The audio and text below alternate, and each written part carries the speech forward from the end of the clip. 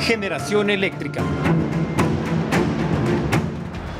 Atención, a los hogares que no sobrepasen el consumo de los 180 kilovatios de electricidad de su planilla de luz recibirán un alivio financiero en los próximos meses. Lo hizo el anuncio el presidente de la República, Daniel Noboa, como parte de las acciones también para fomentar el ahorro de energía. Les contamos más en la siguiente nota.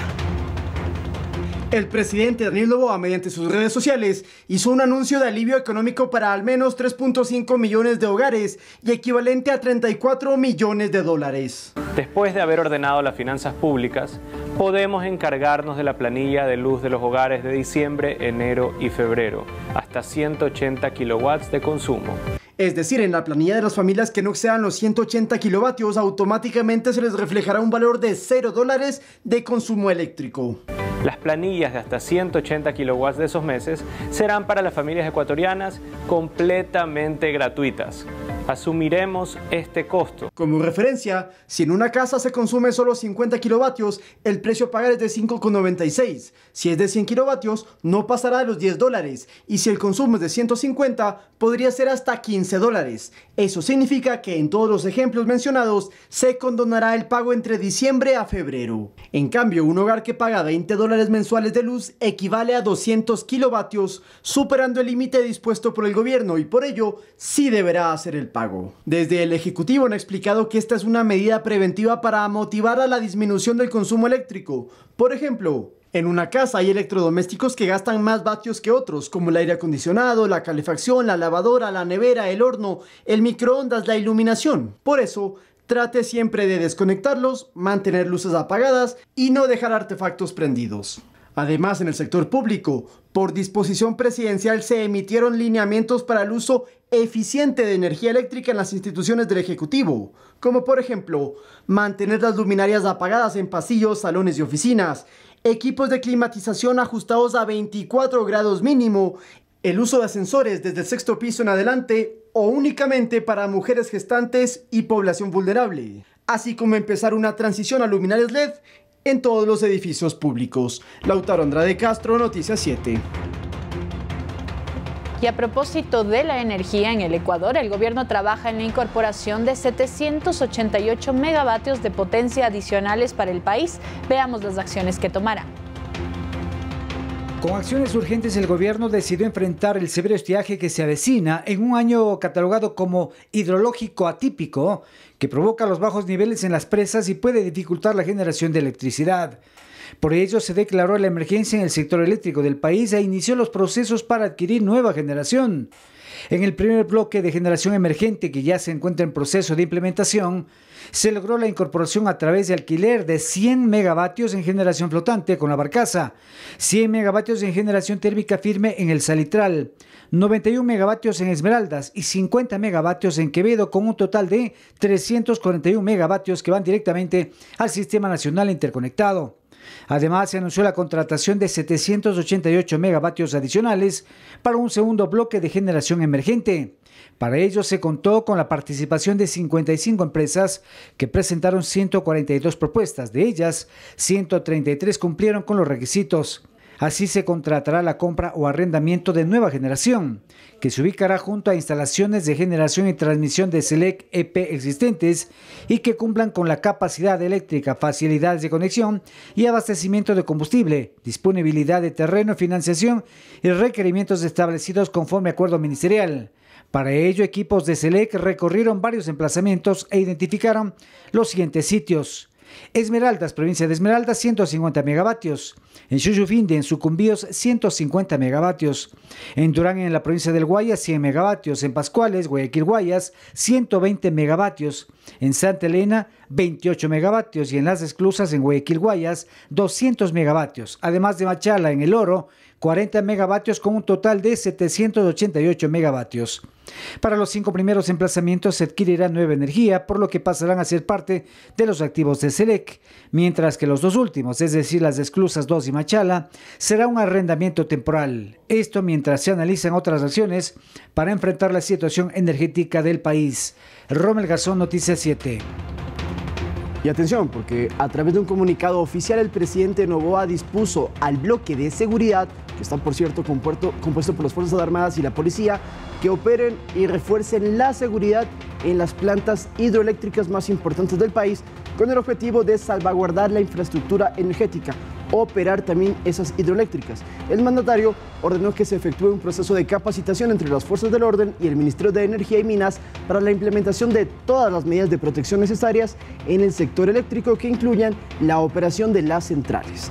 Los perfiles profesionales del más alto nivel de las filas policiales y militares, como ingenieros mecánicos, electrónicos y técnicos afines a la rama, van a poder participar en este proceso y con ello las fuerzas de seguridad trabajarán para evitar atentados en infraestructura de sectores estratégicos, sancionado por cierto con una pena privativa de 7 a 10 años, pero también evitar que hayan estos supuestos sabotajes que se han denunciado en los últimos meses.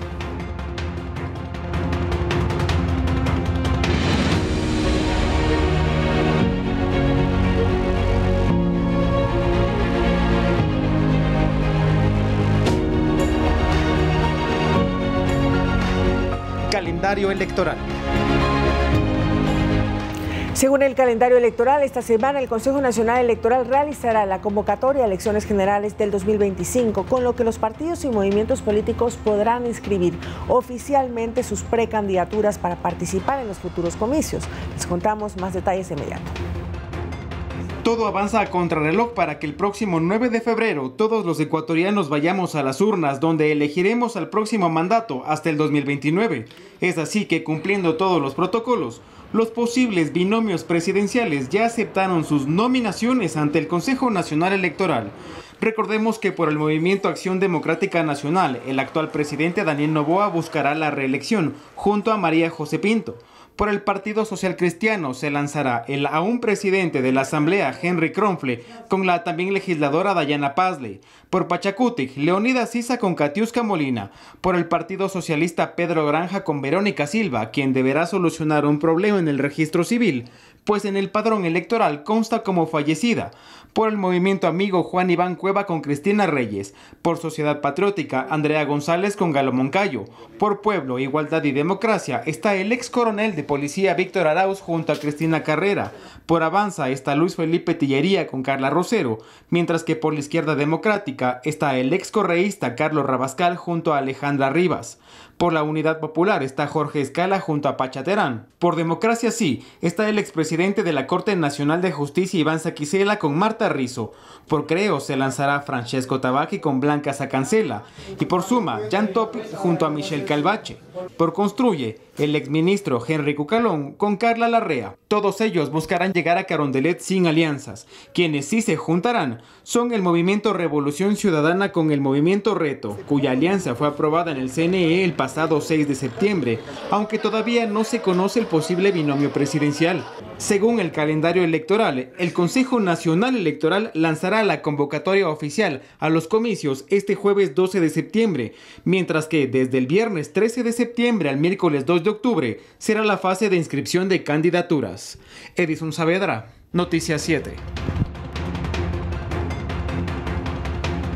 Según la encuestadora Cedatos, si en estos días se realizarían las elecciones, Daniel Noboa sería el virtual ganador. La institución realizó un estudio directo en 34 ciudades del país, donde se preguntó también sobre la gestión del actual gobierno y la aprobación de la Asamblea Nacional.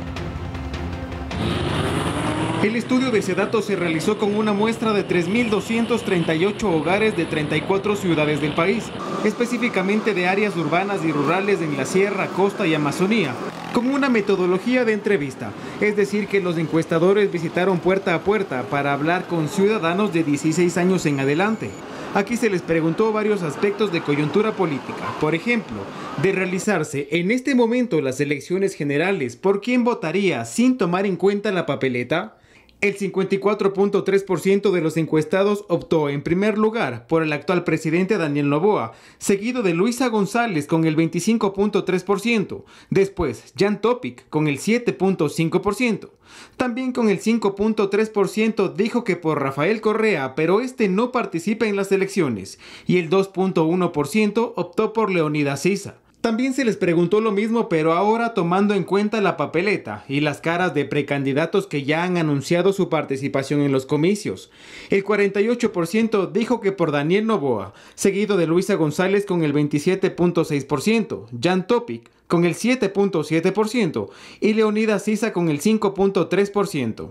También se les consultó sobre la gestión del actual mandatario, que tuvo un resultado positivo del 50.5%, mientras que a la gestión de la Asamblea Nacional fue todo lo contrario, pues el Poder Legislativo tiene una desaprobación del 70.3% y el 83.9% de los entrevistados dijo que no cree en la palabra de los asambleístas. Según Sedatos, los resultados obtenidos tienen un nivel de confianza del 95%, con un margen de error, más o menos, de menos 3.1%. Edison Saavedra, Noticias 7. Y hablando de la Asamblea, la noche de lunes, con 5 votos a favor, la Comisión de Fiscalización aprobó una resolución para acatar la acción de protección dispuesta por el juez Romero, mediante la cual dispone retomar los juicios políticos en contra de 3 exministros de Guillermo Lasso. La mesa legislativa advocó conocimiento del inicio de juicio político en contra de la fiscal Diana Salazar, y en ese sentido, y de acuerdo al orden de presentación, lo vamos a explicar de esta manera. Los juicios políticos a tramitarse son, primero, Cristian Corral, Pablo Arosemena y Andrea Montalvo, los 3 exministros de Guillermo Lasso, y luego viene Mónica Palencia, ministra del Interior. Pero cabe recordar que si bien la Comisión de Fiscalización aprobó acatar esta resolución que hemos mencionado, también hay un pedido a la Corte Constitucional para que haga seguimiento de la sentencia, la cual establecía que las acciones de protección no se puede aplicar en procesos de fiscalización legislativa. Es decir, algunos parlamentarios aún esperan que se pueda modificar esto y continuar con Diana Salazar y Mónica Palencia. Hasta el momento, en estos momentos, que estamos 10 de septiembre, eso no se puede, y repito, primero Diana Salazar, luego Sebastián Corral, Pablo Arosemena, Andrea Montalvo y finalmente Mónica Palencia. Estamos hablando que es 1 mes y medio por cada uno de estos procesos. Es la información de última hora en la Asamblea Nacional. Ya les contamos sobre la agenda que lleva adelante el presidente de la República en Toronto, Canadá, y como parte de sus actividades, el presidente Daniel Noboa se reunió con representantes del Banco de Montreal y con la Corporación Comercial Canadiense, entre otros. En la primera cita, el primer mandatario dialogó con el vicepresidente de la banca corporativa y también de inversiones de BMO sobre las oportunidades de inversión de firmas canadienses en el sector energético, infraestructura, minería y agricultura del Ecuador. Posteriormente, el jefe de Estado se reunió con representantes de una empresa minera internacional que en el 2023 adquirió la concesión del proyecto minero Cristal en la provincia de La Suay, con una inversión superior a los 400 millones. Al concluir la agenda de trabajo, el ministro de Energía, Antonio González, que acompaña al presidente en esta gira, calificó a la jornada como fructífera, pues se evidenciaron claras intenciones e interés de la industria canadiense de invertir en el país, especialmente en ámbitos como sectores estratégicos. Y es momento de una pausa comercial, pero ya regresamos con la ministra de Inclusión Económica y Social, Zaida Rovira. Ella se encuentra ya en nuestros estudios y con ella vamos a hablar acerca de la violencia política de género. Ya regresamos.